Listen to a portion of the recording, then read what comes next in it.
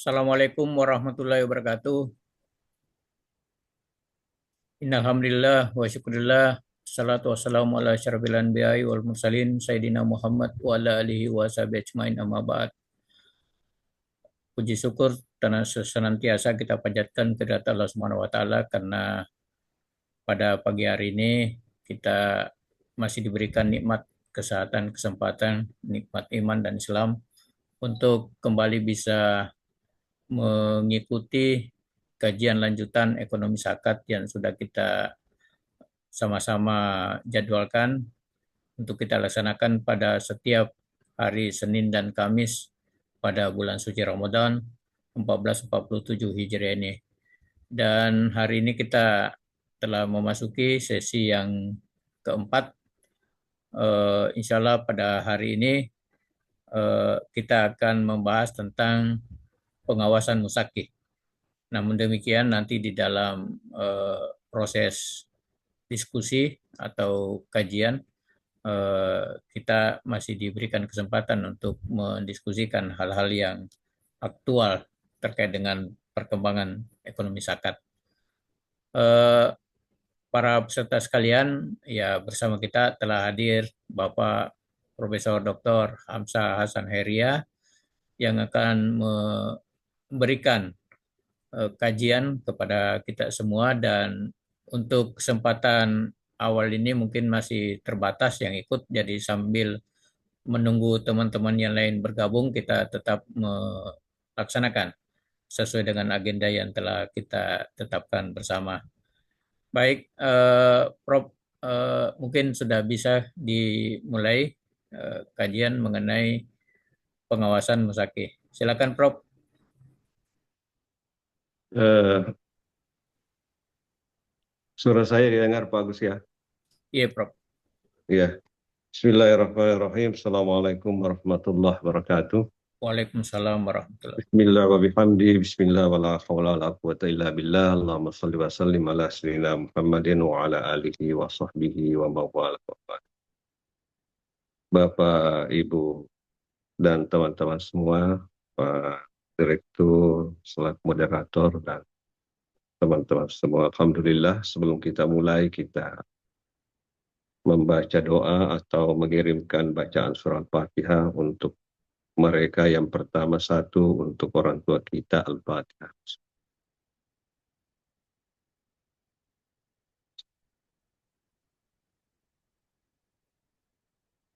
Yang kedua, kepada orang-orang yang pernah berbuat baik kepada kita, mendoakan punya harapan, Al-Fatihah.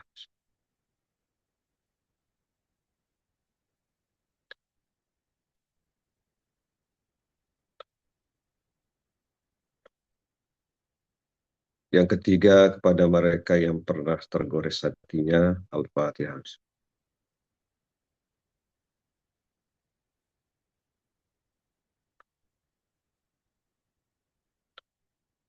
Bapak Ibu sekalian, bicara zakat ini ya perlu diawasi. Nah, pertanyaannya siapa yang harus mengawasi, siapa yang punya kewajiban untuk mengawasi zakat itu? Apakah muzaki itu juga punya hak untuk mengawasi pelaksanaan zakat itu? Ini saya kira pertanyaan utama. Dan mengapa perlu diawasi? Ya, apakah ada dalil atau hadis Nabi SAW atau ayat Al-Quran atau teori yang bisa kemudian membackup gagasan ini? Ya. Yang pertama, pengawasan itu penting. Mengapa penting? Karena dana zakat ini adalah salah satu dari keuangan publik Islam. Jadi kalau itu keuangan publik, maka kemudian ya tidak bisa disaksikan hanya satu orang. Harus juga disaksikan oleh publik. Menyaksikannya ini tentu harus ada pertanggungjawaban. Nah, tentu yang melaksanakan operasional pengelolaan zakat adalah amil, tetapi yang mengawasinya siapa? Nah, karena dia dana publik, maka pertanggungjawaban ke publik itu juga menjadi penting. Ini bukan dana perorangan. Walaupun memang dilakukan secara perorangan ke institusi. Jadi dana zakat ini dari perorangan ke institusi. Institusi ini disebut dengan amil atau pengelola zakat. Nah, eh, saya kira kalau tidak ada pengawasan, ya, maka kemudian bagaimana meyakinkan publik bahwa proses dan efek itu sesuai dengan standar zakat. Nah, jadi memang harus ada yang mengawasi. Nah, turunannya adalah bahwa seluruh transaksi keuangan Islam itu, ya, itu punya karakteristik dan mekanisme. Nah, misalnya kalau transaksi keuangan bisnis misalnya ada, itu ada jelas faktubuhu dalam surah apa tidak salah surah Al-Baqarah itu kan faktubuhu, suruh menulis dan punya saksi. Nah, itu saya kira menjadi apa, dalil yang sangat umum. Nah, punya saksi suruh menulis. Nah, dikhawatirkan ke depan terjadi apa? Itu ketika terjadi antara person ke person. Tetapi ini punya jangka panjang, tidak secara tunai gitu. Nah, person ke person tidak secara tunai ini sebenarnya bisa menjadi dalil umum bahwa seluruh transaksi itu menjadi penting karena transaksi itu bicara ke depan, bukan bicara ke belakang.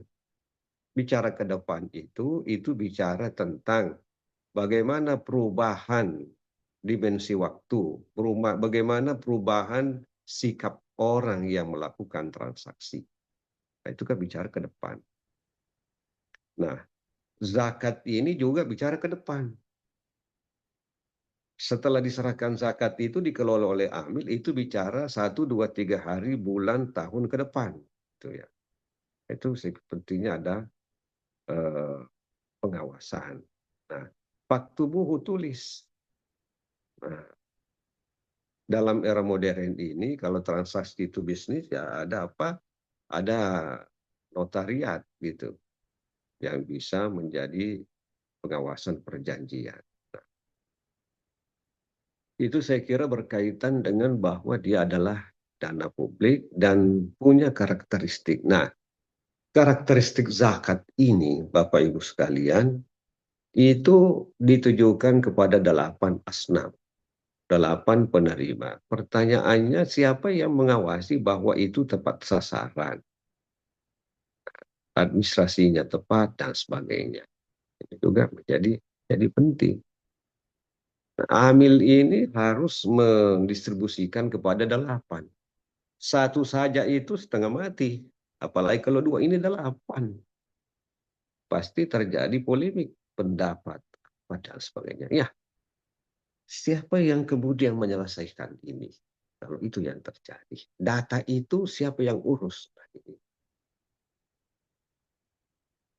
itu yang saya kira eh, gagasan kita. Nah, kenapa pengawasan ini penting? Karena ini adalah keuangan publik supaya kemudian stabilitas sosial kepercayaan itu menjadi kuat.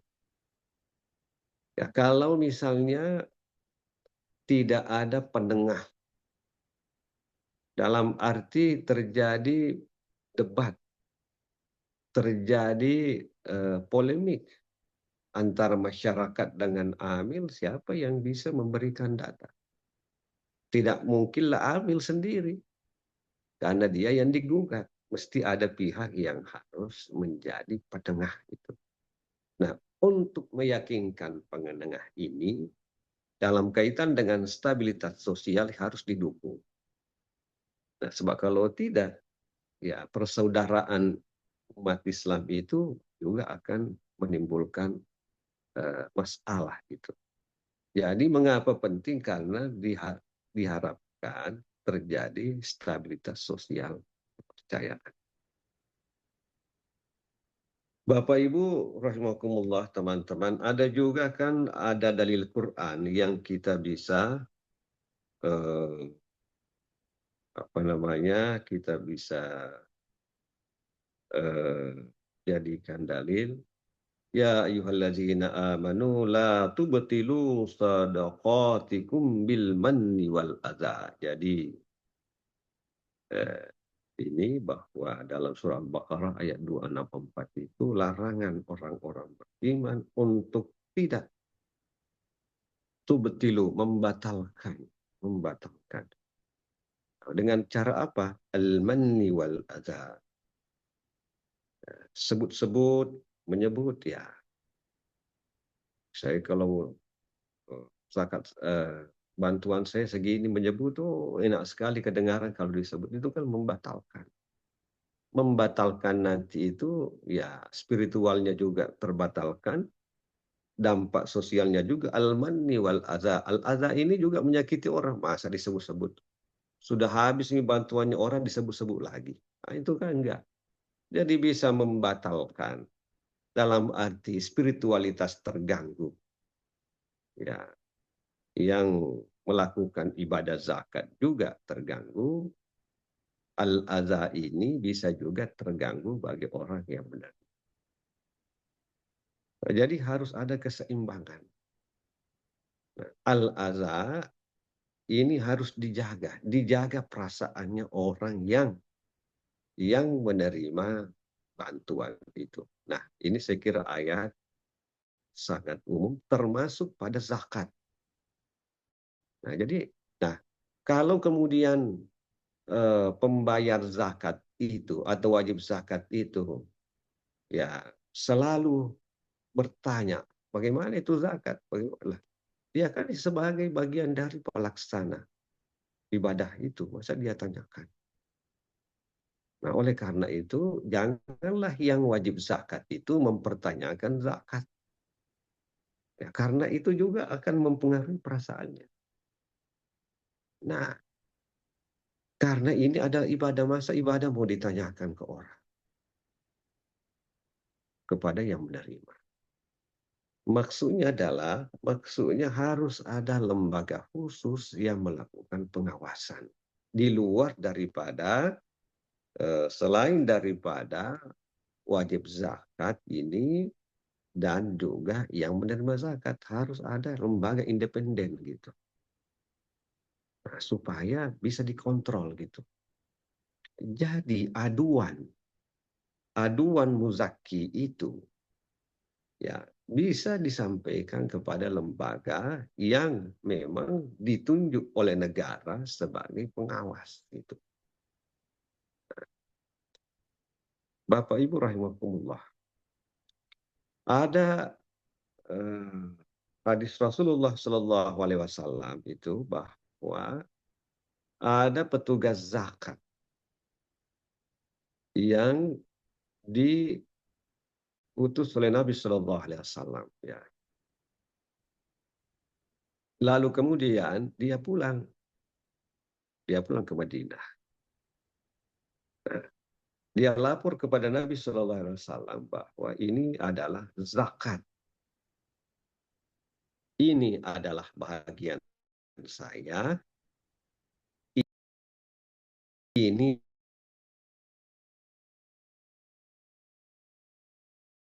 adalah hadiah gitu.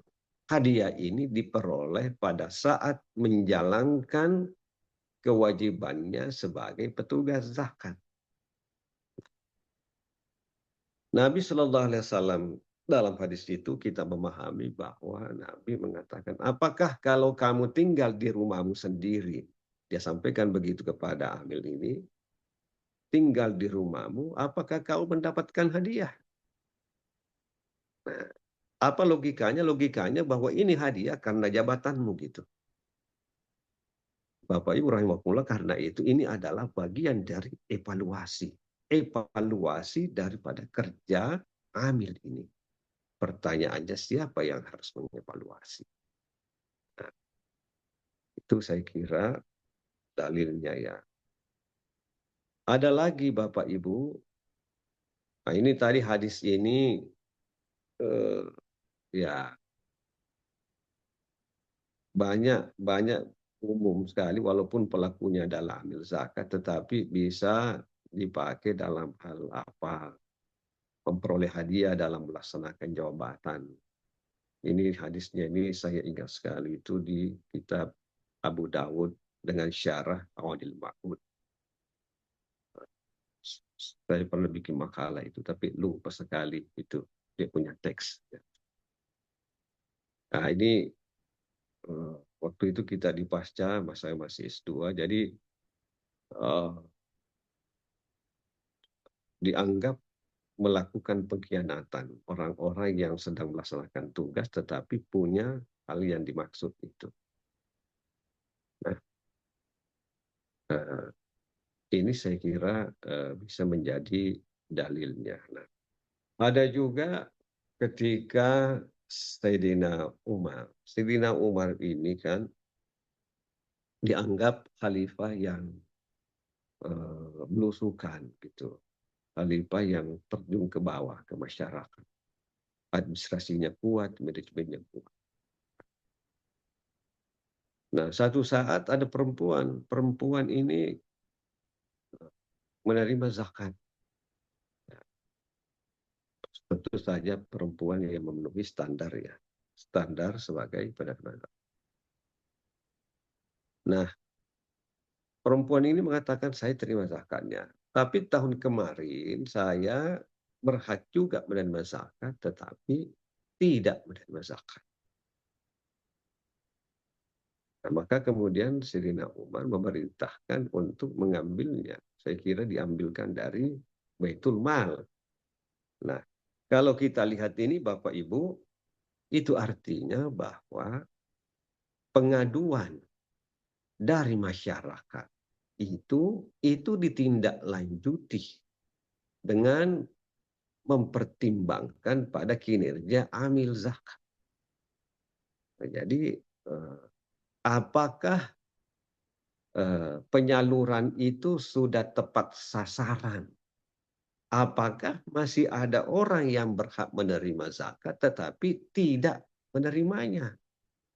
Nah, ini bicara tentang kinerja. Gitu. Siapa yang bisa mengawasi ini? Apa amil? Saya kira mesti di luar amil gitu pengawasan. Yang berikut Bapak Ibu sekalian, selain yang kita sebutkan tadi, kita juga bisa memperkuat gagasan ini dengan melihat kembali konsep amil. Nah, kita sudah diskusikan minggu lalu bahwa amil ini ya beda dengan fa'il. Ya, kita sekedar mengulangi amil ini ya kira-kira basisnya manajemen ya, dengan mempertimbangkan risiko. Kalau fa'il itu kerja saja. Ya. Tapi kan kita diskusikan minggu-minggu lalu bahwa amil ini, amalon. Amalon ini tidak semuanya soleh. Amalun ghairu salih. Ada amil tetapi tidak soleh. Itu yang terjadi pada kasus Nabi putranya Nabi Nuh. Nah, ini mengulangi. Ada juga disebut amalun. Amalun min amali syaitan. Nah, itu kan perbuatan tertentu itu terkategorikan sebagai amal bagian dari perbuatan syaitan. Nah, jadi apa maksudnya ini Bapak Ibu sekalian? Bahwa tidak secara otomatis amil itu sesuai dengan harapan. Penelusuran pada lafaz itu tadi mengkategorikan ada yang negatif. Itu. Amil yang kita inginkan adalah amil yang bisa mengantar kepada amal soleh. amal soleh naik kelas lagi menjadi amal jariah. Gitu. Bukan min amali syaitan atau ghairu salih. Gitu. Nah, karena ini ada peluang kalau kita membaca, menelusuri penggunaan lafaz amil ini tadi, Bapak Ibu, itu memberikan kesan bahwa ada yang negatif. Menindaklanjuti pola seperti ini, apa yang mesti dilakukan? Lakukan pengawasan. Nah, ini saya kira beberapa hal yang perlu kita diskusikan, kita membuat kerangka pikir yang lebih argumentatif bahwa pengawasan itu menjadi penting. Nah, dalam rangka apa? Dalam rangka menegakkan kemaslahatan, dalam rangka menegakkan kepercayaan publik, dalam rangka memberikan manfaat besar bahwa dana zakat ini atau keuangan zakat ini, aset zakat ini adalah sesuatu yang mendatangkan berkah. Berkah bagi pengelola secara kelembagaan, berkah bagi yang menerima zakat, berkah bagi yang wajib zakat.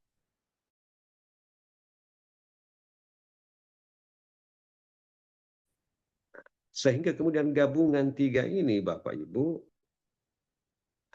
ada contoh hibah, walaupun. Nah, salah satu upaya ke arah kepada pengelola zakat ini menjadi penting. Saya kira itu Pak Moderator, Pak Agus, Pak Dr. Agus, bahan diskusi kita mungkin masih banyak hal yang perlu kita diskusikan. Demikian, terima kasih. Wassalamualaikum warahmatullahi wabarakatuh.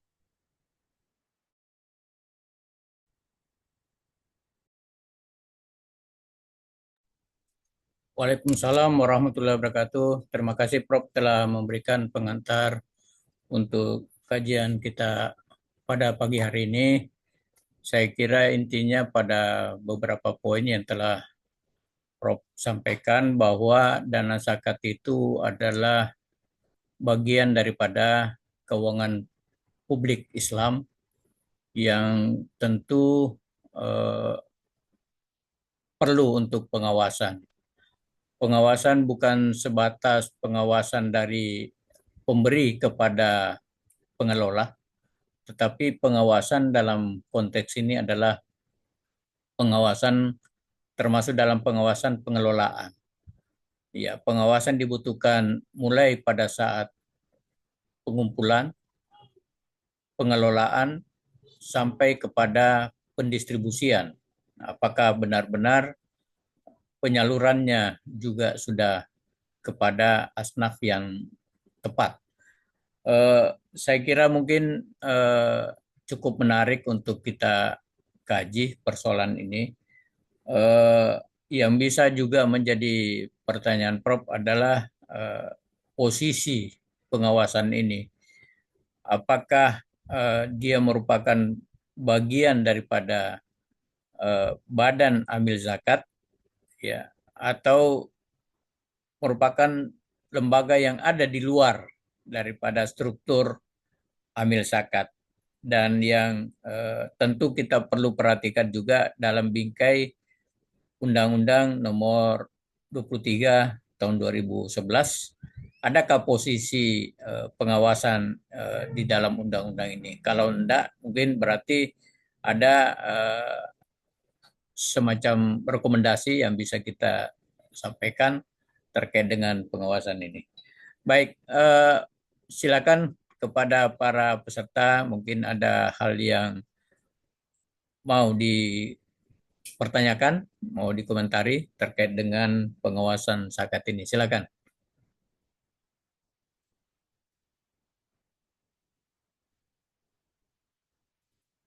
Ya, setelah bergabung bersama kita Pak Sujoko dari Papua, ada Ustaz Muhaimin dari Basnas Bone, Ustaz Bahrul dari Basnas Sinjai, kemudian Ustaz Ahmad Sandi ya Tidak salah kemarin dari Jambi, dari mana ya, dan Ibu Dr. Ihwana dari Sekolah Kepemimpinan Sakat ya. Saya kira meskipun jumlahnya masih terbatas, tapi sudah cukup representatif untuk kita melaksanakan kajian. Silakan Bapak Ibu peserta yang memiliki pertanyaan, memiliki komentar atau ada hal yang mau di-sharing terkait dengan pengawasan di dalam pengelolaan sakit ini. Silakan.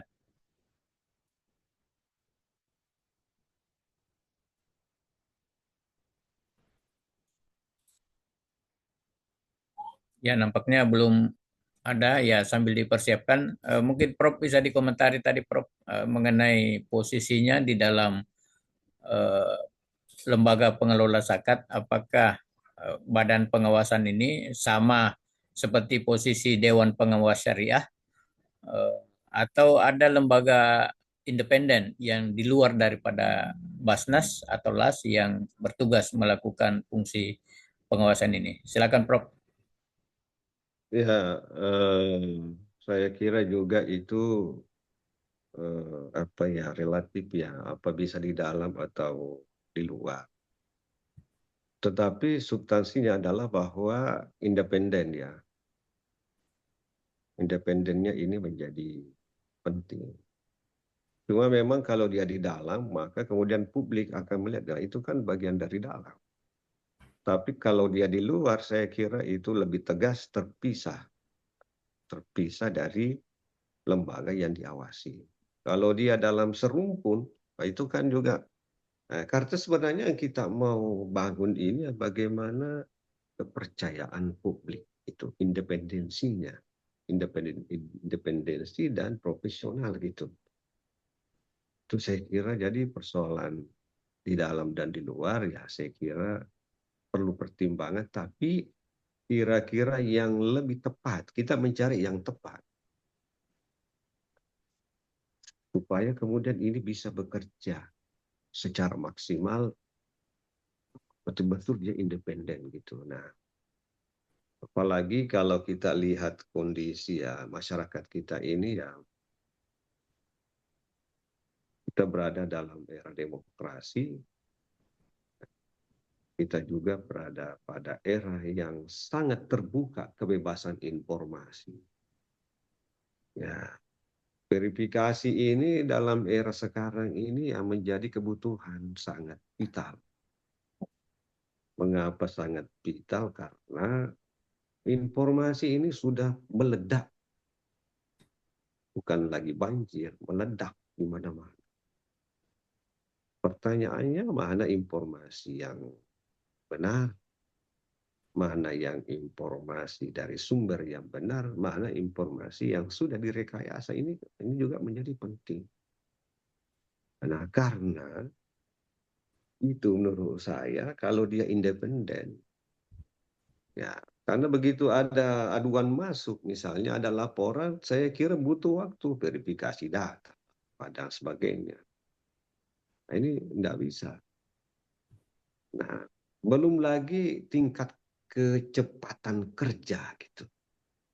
Itu kan juga menarik dalam era digital sekarang ya, sangat cepat. Jadi apa ya? Maunya masyarakat ini, maunya psikologis kalau kita lihat ya, begitu ada dua langsung diselesaikan. Tidak lama lagi ada. Mana lagi yang memang membuat rekayasa. Jadi menurut saya eh, pengawasan ini memang menarik, tapi variabelnya banyak. Nah, sehingga memang membutuhkan satu lembaga khusus yang memang seperti itu. Karena ini harus berkaitan dengan kepercayaan. Ya, jadi tidak sesederhana. Ya, karena dia juga melayani. Nah, justru kalau kemudian dia berada di luar, itu ya semakin kuat kepercayaan publik bahwa dia tidak main dengan itu. Ya. Walaupun belum tentu main, tapi ada kesan seperti itu. Kalau dia di dalam, waduh, kan memberikan kesan yang dia harus terpisah. Saya kira kita setuju misalnya trias politik itu ya, pemisahan kekuasaan itu menarik itu. Dan saya kira juga kita bisa adopsi itu dan itu bagus. Ya saya kira itu Pak Moderator. Ya, makasih Prof atas tanggapannya. Saya kira intinya Prof menyampaikan adalah independensi. Ya, karena yang dibutuhkan itu adalah kepercayaan daripada publik. Eh, ada pemikiran Prof tadi terkait dengan posisi, ya sepertinya lebih eh, di luar daripada lembaga yang ada saat ini.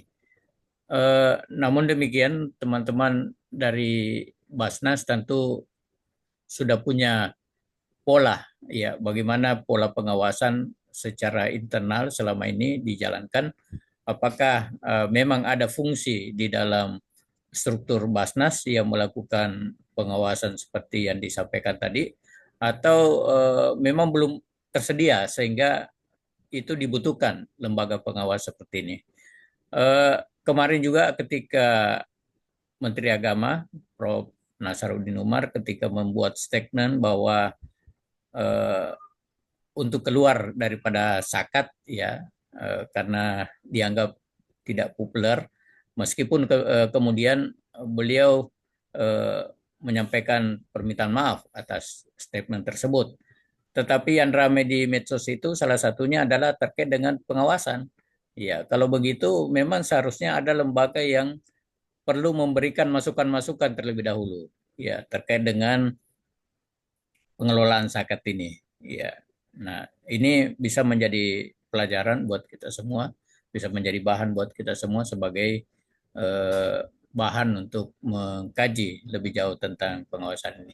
Silakan teman-teman dari Basnas atau teman-teman dari peserta yang lain. Saya lihat tadi juga sudah bergabung bersama kita Bapak Dr. Aksi Hamzah dari IAIN Bone, ya. Ada Ibu Kamaria, penyuluh, ya. Silakan jika ada yang mau disampaikan terkait dengan tema kita pada hari ini, pengawasan di dalam pengelolaan zakat. Silakan Bapak Ibu, utamanya yang terkait dengan internal Basnas, ya bagaimana di dalam organisasinya, ya apakah fungsi pengawasan ini telah terakomodasi. Silakan. Boleh maju pandang. Eles estou acabando de tulo, eles estão no ar. Sila rin po ito, mabala, namulot, tipo mabala ito eh. Opo, pwede nga ito na. Chata rin ito po muna. Ya, silakan Bapak Ibu peserta diberikan masukan.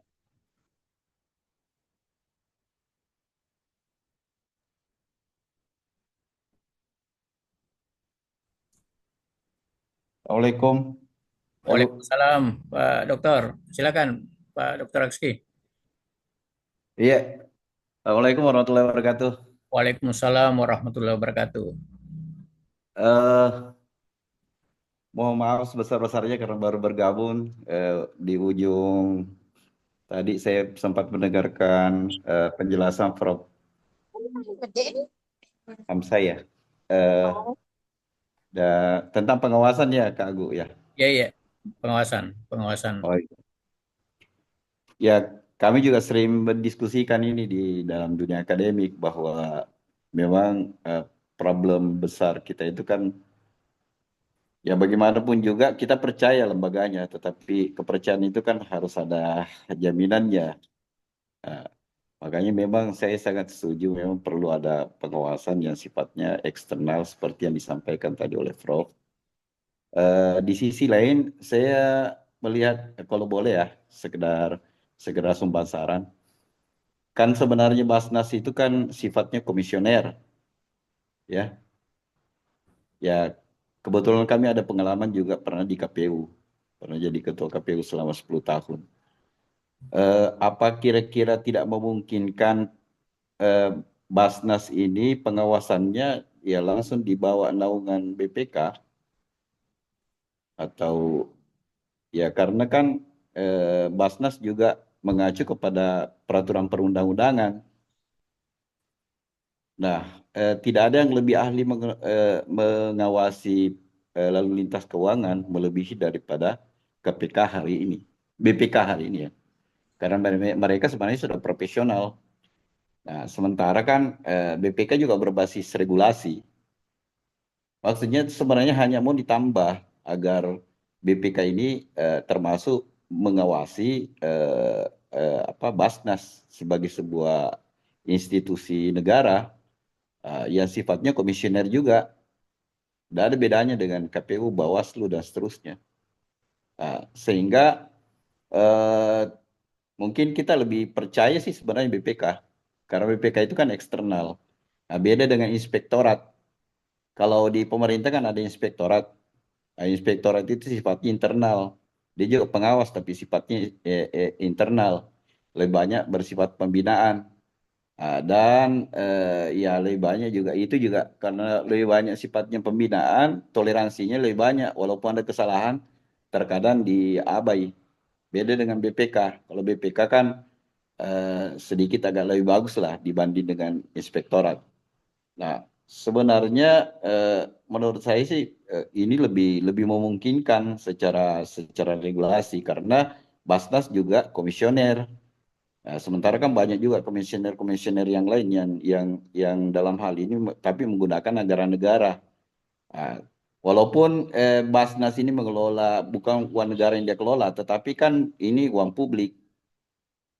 Nah, jadi karena dia mengelola uang publik, memang ada korelasi untuk bisa diawasi oleh BPK. Saya pikir itu Ji, Kak, saran saya karena kalau misalnya kita bentuk lagi semacam pengawas eksternal, khawatirnya kan negara ini susah sekali berpikir kalau masalah uang. Jadi apalagi muncul lagi lembaga baru kan. Ini malah terjadi lagi persaingan di tingkat penyelenggara Basnas. Karena kami juga rasakan bagaimana KPU berhubungan dengan Bawaslu. Ya, Bawaslu rasanya independen, tetapi ya gitu seperti itu. Ya, saya pikir itu Kak. Baik, terima kasih Ya, ya. banyak Pak Indah Ya. Dr. Aksy atas masukannya. Saya kira menarik sekali yang beliau sampaikan, baik dari sisi kajian akademik maupun dari sisi pengalaman organisasi. Beliau pernah 10 tahun memimpin KPU Bone dan saya kira ini menjadi pelajaran yang sangat menarik untuk hal yang kita bicarakan ya terkait dengan pengawasan. Dan Pak Dr. Aksy tadi sudah melempar gagasan agar fungsi BPK ini diperluas, termasuk mengawasi pengelolaan zakat. Ya, tentu ini adalah ide yang gagasan yang sangat menarik dan dibanding dengan membentuk satu lembaga baru di luar, tentu memiliki eh, banyak hal yang harus dipikirkan ya, termasuk pendanaannya, termasuk membentuk organisasinya dan lain-lain sebagainya. Dan juga yang paling penting adalah belum ada payung hukumnya. Ya, kalau BPK memang sudah pengawas keuangan dan dibandingkan dengan inspektorat, ya Pak Dr. Aksa tadi menyampaikan bahwa inspektorat itu cenderung kompromis, ya pembinaan dan kalau BPK ya kita tanpa kompromi. Saya kira kita percaya itu dan ya akan menarik kalau kita bisa bahas secara bersama-sama. Silakan sebelum kepada teman-teman para peserta yang lain, mungkin Prof sudah punya tanggapan bagaimana terhadap pemikiran yang disampaikan oleh Pak Dr. Aksyam ini. Silakan Prof. Ya, itu juga, terima kasih Pak Dokter. Jadi Pak Dokter Aksy Hamzah di Bone, saya kira itu juga menarik, lebih mengerucut ya bahwa itu untuk kepentingan Indonesia ini ya ke BPK itu juga satu gagasan yang posisinya adalah di eksternal ya. Jadi kita sepakat bahwa ya dia berada pada posisi eksternal. Nah, seperti apa nanti ya itu soal lain, tapi ini juga menarik. Intinya tadi bahwa dia ingin melihat ini sebagai sesuatu yang profesional. Nah, dalam fakta sekarang ini adalah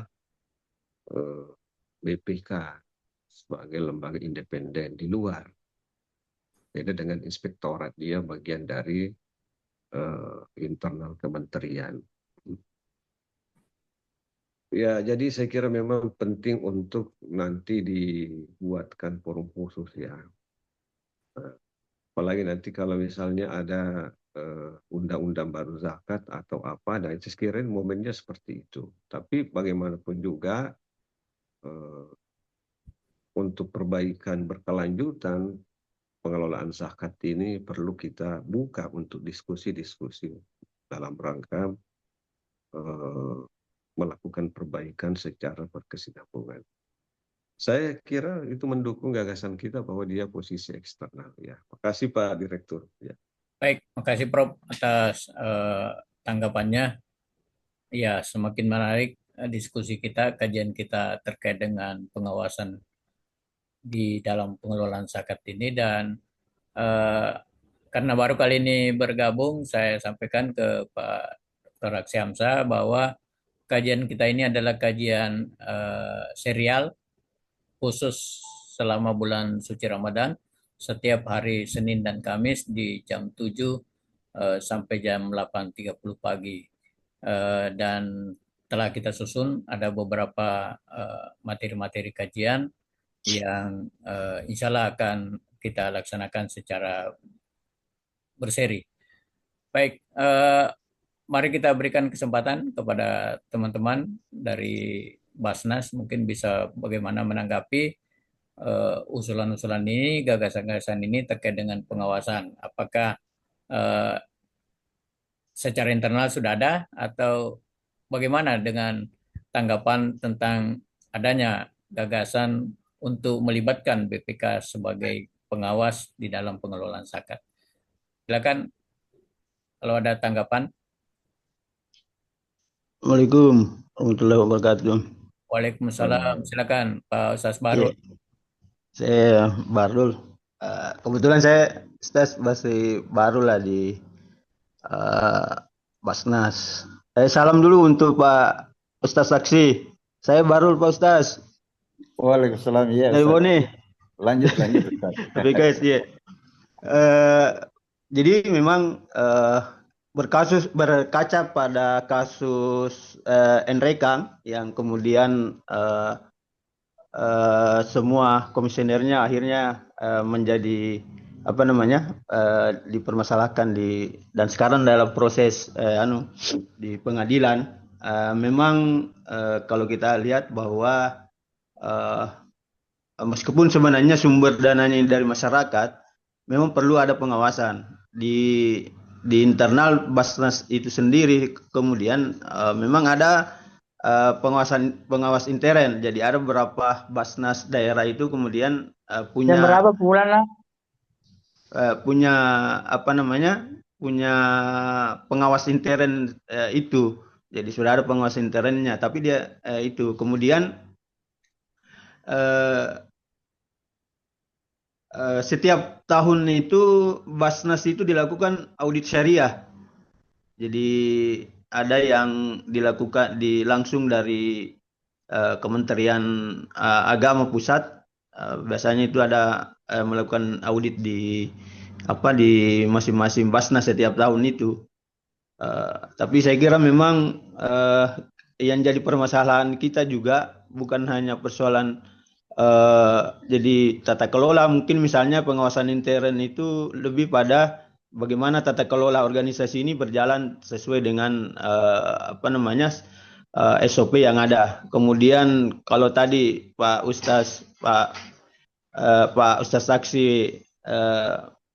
menginginkan bahwa ada audit BPK masuk di situ, memang saya kira jawabnya sebenarnya bisa penting juga untuk lebih melihat secara jelas apa yang menjadi persoalan, seperti apa pendistribusiannya, seperti apa pengelolaannya. Karena kalau pengawas intern ya lebih pada bagaimana ketika ada masalah ya bagaimana bisa diselesaikan secara ini.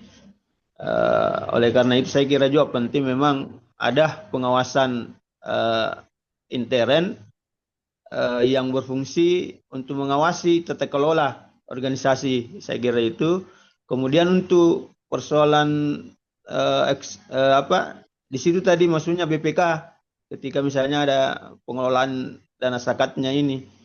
Jadi saya kira kalau saya lihatnya dua-dua kita butuh audit pengawas internal dan ya kalau eksternalnya dari BPK itu bisa dimaksimalkan Pak.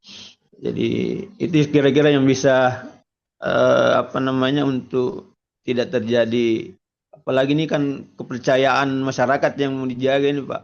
Salah dalam mengelola akhirnya organisasi Basnas ini akan jadi karena susah untuk menumbuhkan kepercayaan di masyarakat itu susah Pak. Ya. Jadi saya kira itu sedikit gambaran karena saya masih baru juga di Basnas baru sekitar 1 tahun. Saya kira itu Pak. Assalamualaikum warahmatullahi wabarakatuh. Waalaikumsalam warahmatullahi wabarakatuh. Makasih Ustaz Bahrul Basnas Sinjai atas tanggapan komentar terkait dengan apa yang kita diskusikan. Saya kira melengkapi apa yang sudah disampaikan oleh Bapak Dr. Oksi Hamzah dan juga Prof sudah menanggapi. Memang terakhir ini kita coba bisa lihat seperti yang dialami teman-teman dari Basnas Endrekang yang akhirnya sekarang masih dalam proses pengadilan ya. Dan salah satu pembelaan yang sering kita dengarkan adalah bahwa Basnas ini mengelola dana umat yang bukan keuangan negara. Ya, mungkin salah satu sumbernya dari situ. Tapi kan ada juga dana negara yang dikelola oleh Basnas ketika misalnya mengelola dana hibah. Ya, ya kita tentu tidak membahas kasus per kasus, tetapi kita coba melihat dari sisi umum, dari sisi keorganisasian. Ustaz Bahrul tadi juga sudah mengomentari bahwa secara internal sebenarnya ada audit misalnya dan ada untuk memastikan apakah pengelolaan keuangan sudah sesuai dengan SOP yang ada di dalam internal organisasi Basnas itu. Ya, oke. Saya kira masih ada kesempatan buat kita untuk mendiskusikan lebih jauh. Silakan saya berikan kesempatan kembali kepada Bapak Ibu para peserta kajian untuk memberikan komentar. Silakan.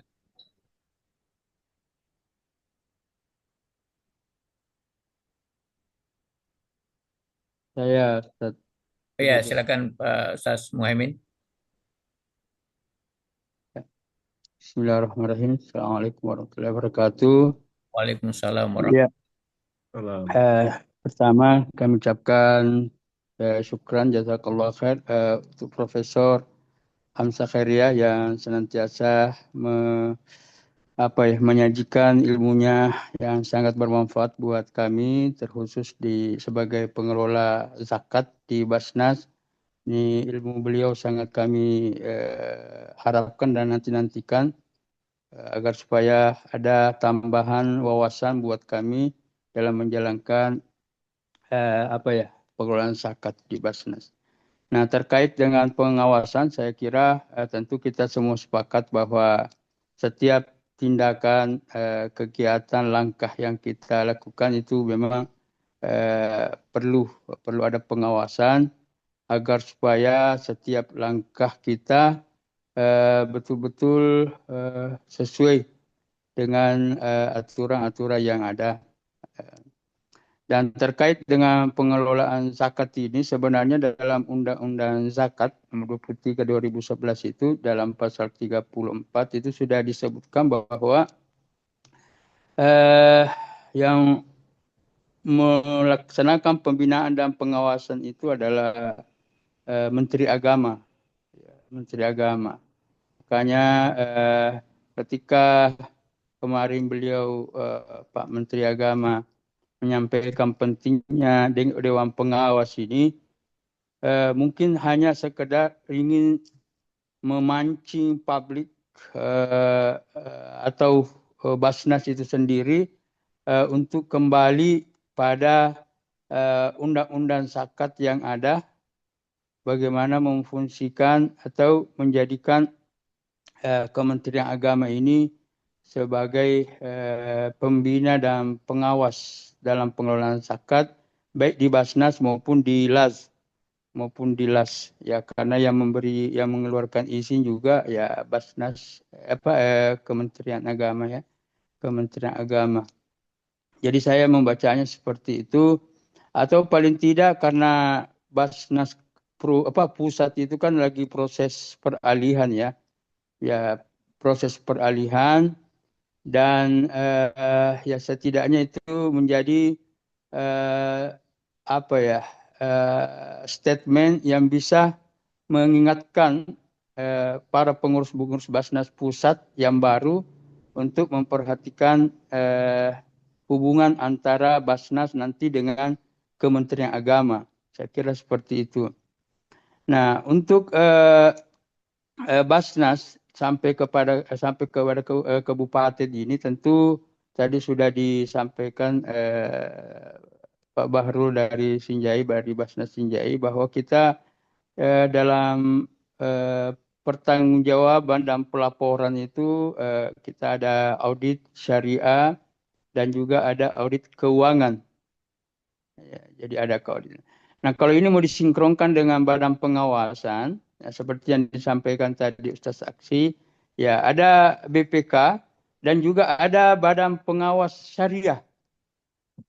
Ya, nah mungkin ini BPK dengan badan pengawas syariah ini, BPS ini yang selama ini kita kenalnya hanya yang berhubungan dengan lembaga keuangan ya, perbankan ya. Nah, ini bisa melebarkan sayapnya, juga bisa membantu kami di Basnas untuk juga memberikan pengawasan terkhusus dalam kesyariahan. Bagaimana pelaksanaan pengelolaan zakat itu, apakah betul-betul sudah sesuai syariah. Karena memang juga di lapangan, dalam realitas lapangan yang kami hadapi itu, seringkali bahkan kami sendiri merasakan bahwa agak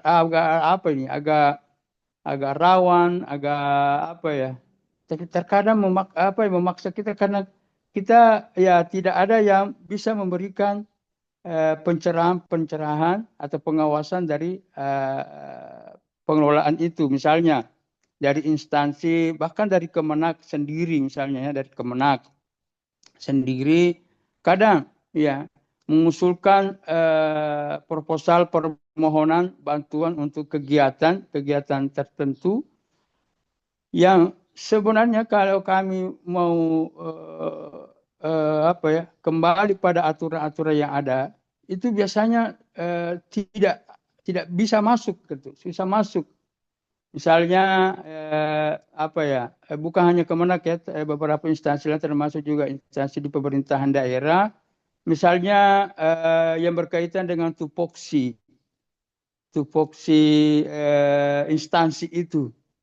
Ya, cuma kemarin misalnya di akhir-akhir tahun itu ya ada alasannya, ada permintaannya efek dari efisiensi sehingga dananya habis, sementara ini harus dilaksanakan, dan ini terkait dengan kegiatan sosial, kepentingan mustahik gitu. Ada orang miskin yang misalnya akan dibawa ke Parepare di penampungan orang tua ya, orang tua asuh ya, bukan orang tua asuh, pengasuhan orang tua ya, yang biasanya ini adalah misalnya tupoksinya dinas sosial, tapi karena anggarannya habis, tidak ada sama sekali, sementara ini harus segera dieksekusi, ya memang ini terkadang kita berpikir secara aturan bahwa ini sebenarnya tidak tepat karena tupoksinya, tapi ini mustahik membutuhkan ini ya, sehingga ya ada pertimbangan di luar daripada aturan yang ada, kita bisa berikan bantuan. Nah, tentu kalau sudah ada dewan pengawas, ya memang juga sekaligus bisa menjadi pembina, juga sebagai tempat di mana pengurus-pengurus Basnas itu bisa berkonsultasi ya sebelum memutuskan, sebelum mengambil kebijakan, itu tentu lebih bagus supaya lebih aman, dan ya tentu agar supaya juga kita terhindar dari persoalan-persoalan hukum ya, karena ini kita berusaha membangun brand Basnas, nama baik Basnas, tapi begitu ada satu kasus saja yang menerpa Basnas ya, entah Basnas kabupaten, provinsi atau pusat, itu bisa menghancurkan bangunan yang sudah kita lakukan bangun selama ini, yang bisa meruntuhkan kepercayaan masyarakat seperti itu. Saya kira kami sebenarnya Basnas sangat membutuhkan ya yang namanya pengawas, bisa memastikan yang mana dewan pengawas ini yang betul-betul bisa membantu kinerja Basnas. Lalu kemudian yang cuma memang menjadi persoalan adalah ketika kemarin hendak dibentuk sampai ke kabupaten misalnya. Nah, tentu kan akan berkaitan lagi nanti dengan anggaran. Apakah nanti diberikan anggaran, misalnya kalau Basnas, ada sebahagian Basnas mendapatkan hibah, ya hibah untuk operasional, tapi ini kan tidak merata juga. Ada sebagian dapat banyak, ada sebagian dapat sedikit, ada juga bahkan tidak dapat. Itu misalnya di Bone dapat 100 juta hibah dari pemerintah, dari Pemda, 1 juta untuk dipakai 1 tahun oleh 14 pengelola, 5 pimpinan, 8 misalnya, 5 pimpinan, 8 atau 9 staf. Lalu kemudian kantor, biaya-biaya kantor apa semua ya.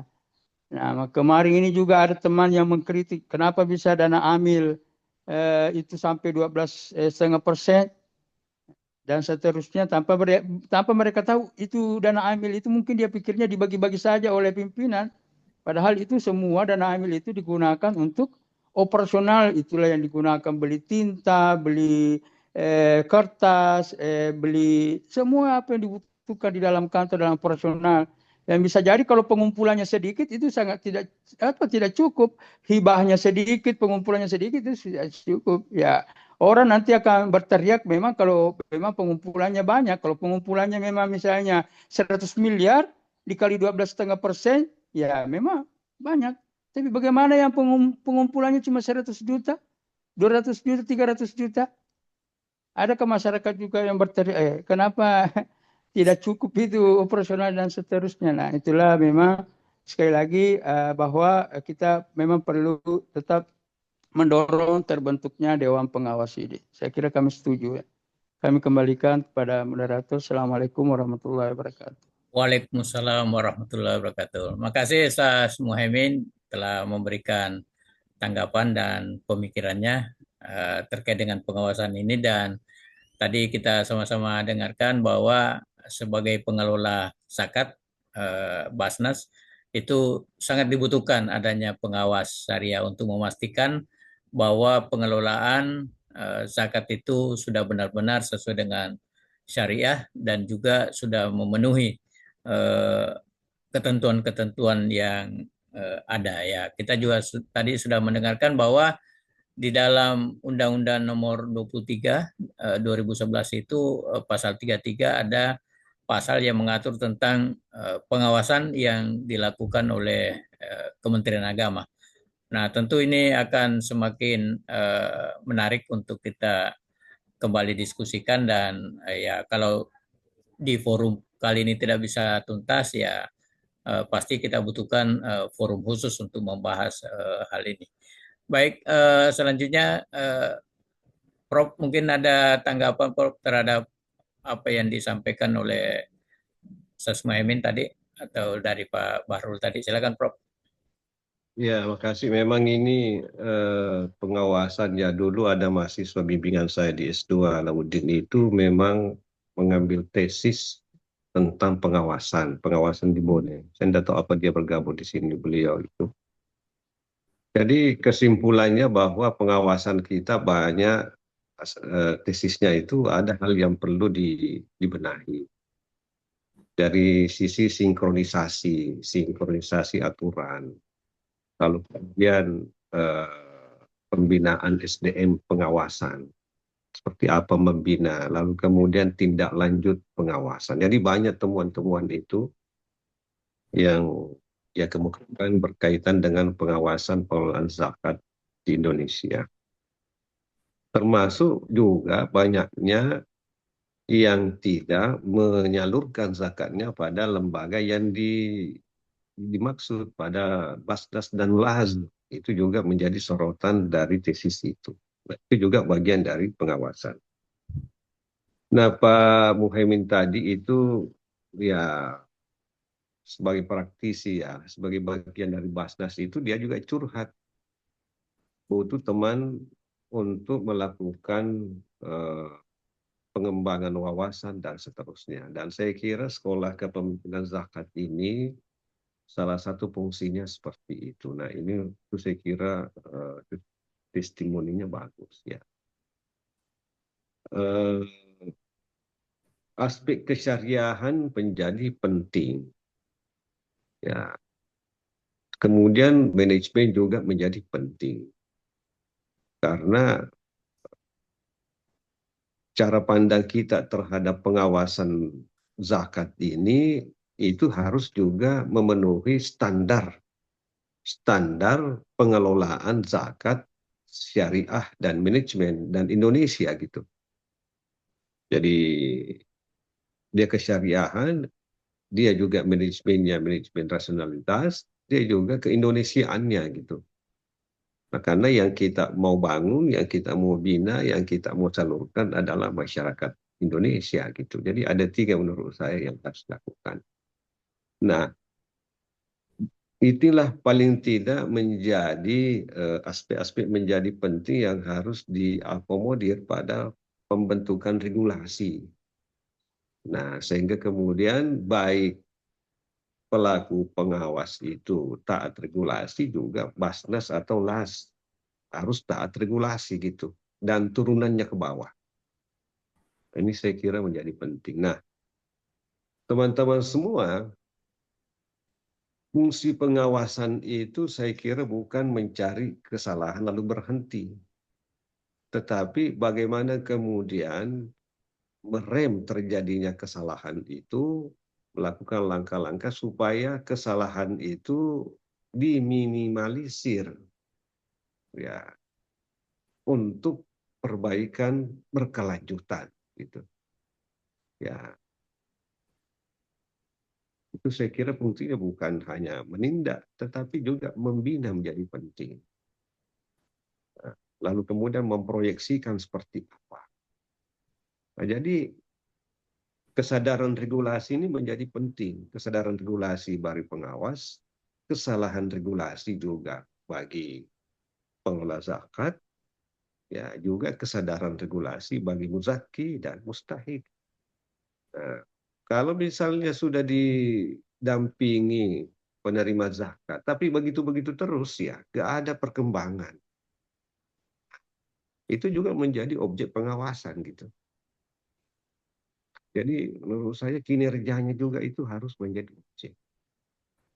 Nah, berarti sangat banyak fungsinya gitu. Nah,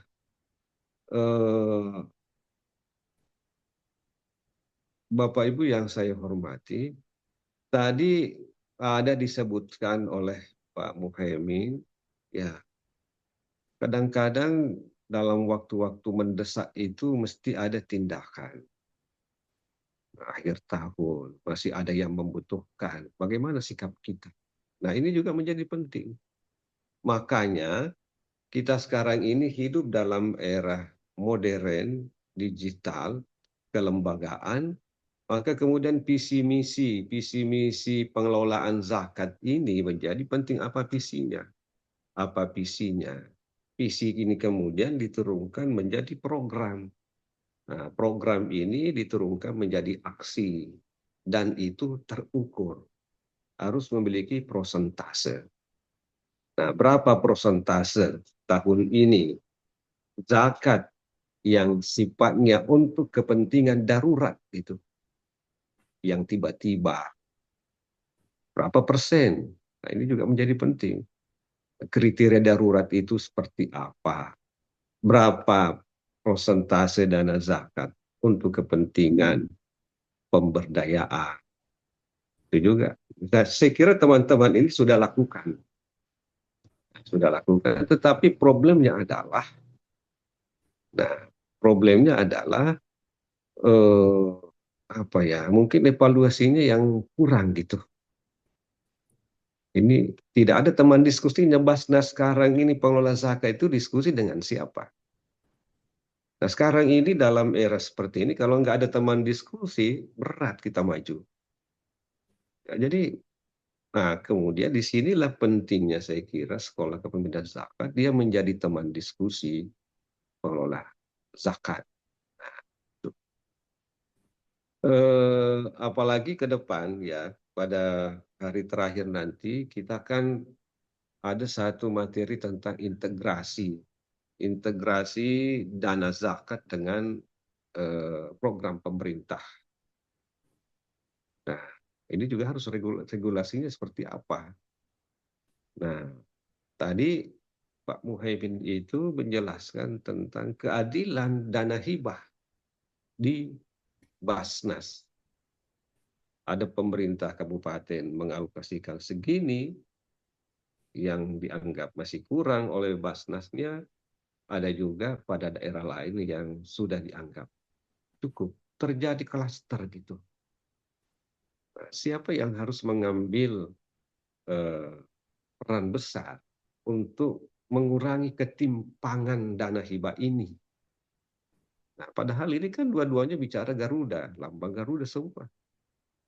Nah, jadi menurut saya banyak aspek yang saya kira terkait dengan zakat ini, pengelolaan zakat, yang itu harus menjadi bagian sehingga kemudian betul-betul pengelolaan ini secara kelembagaan kuat gitu. Nah, pendampingan hukum juga menjadi penting.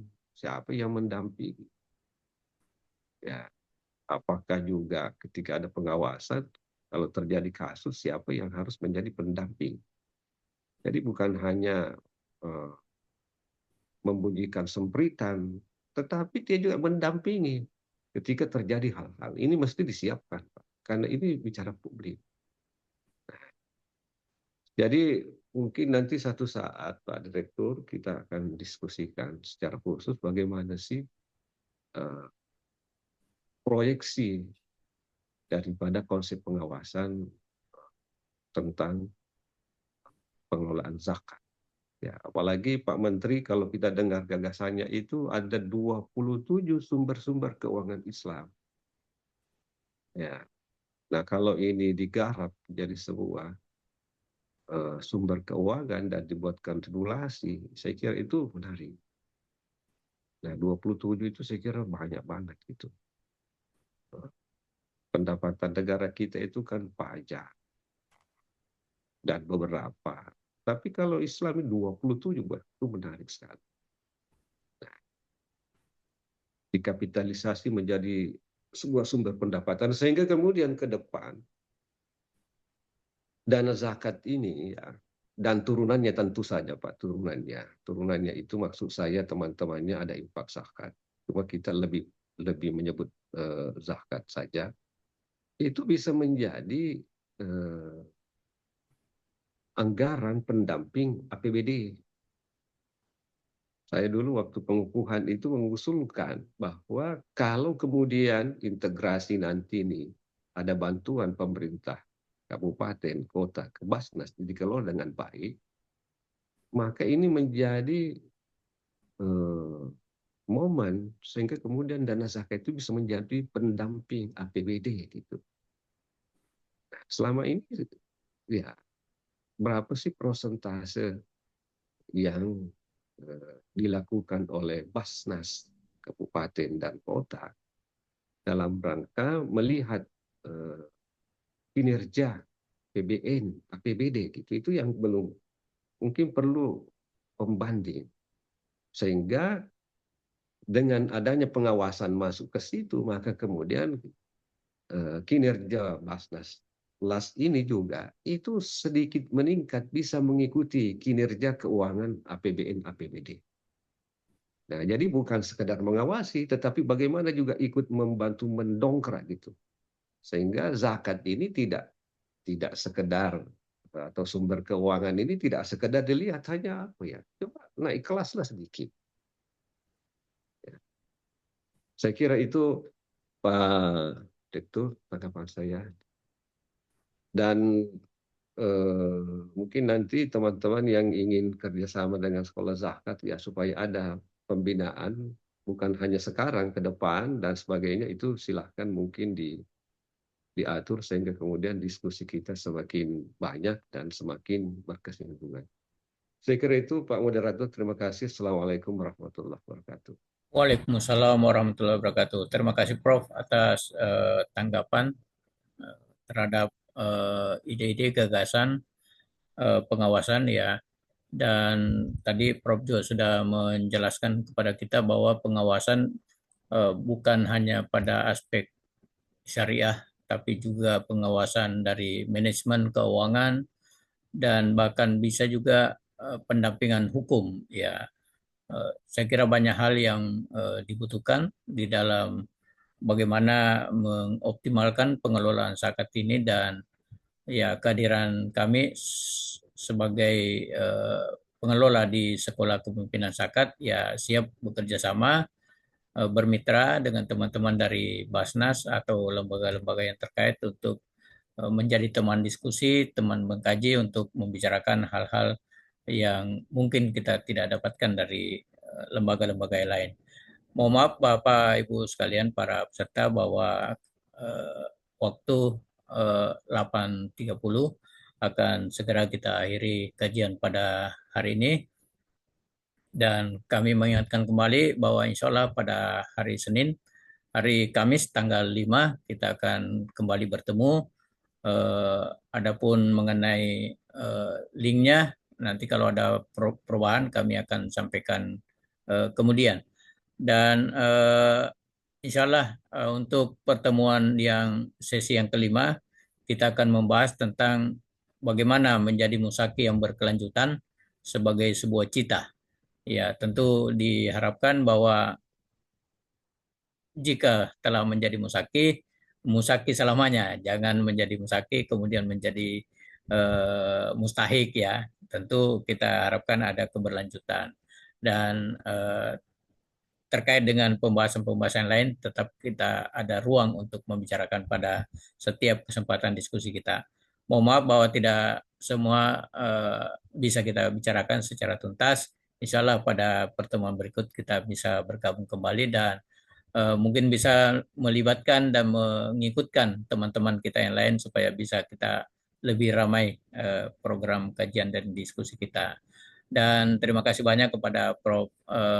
Dr. Hamzah Hasan Heria yang telah memberikan pencerahan kepada kita dan senantiasa bersedia berbagi ilmu kepada kita semua. Dan kepada teman-teman yang sudah menyiapkan waktu untuk ikut pada kesempatan ini, ada Ustaz Muhaimin dari Bone, Ustaz Farul dari Sinjai, ada Ustaz Ahmad Sandi, Ustaz Dr. Raksi Hamzah, Ustaz Sujoko dari Papua Barat, Ustaz Rusli Siri ya dari Sekolah Kepemimpinan Zakat, dan Dr. Ihwana ya telah mau bersama kita pada kesempatan ini. Saya kira demikian kajian kita pada hari ini. Sampai ketemu lagi pada kesempatan berikut. Lebih dan kurangnya mohon dimaafkan. Assalamualaikum warahmatullahi wabarakatuh. Waalaikumsalam warahmatullahi wabarakatuh. Waalaikumsalam warahmatullahi wabarakatuh. Terima kasih Pak Dr. Rusli. Iya. Ya, nanti ikut lagi kajian berikutnya. Insya Allah. Selalu siap. Selalu siap. Kalau yang penting di-share linknya. Ya, siap. Selalu siap sampai selesai. Oke, sekali Pak Ustaz. Ya, saya makasih. undur muka kantor dulu ini. Silakan, selamat beraktivitas. Iya, ya.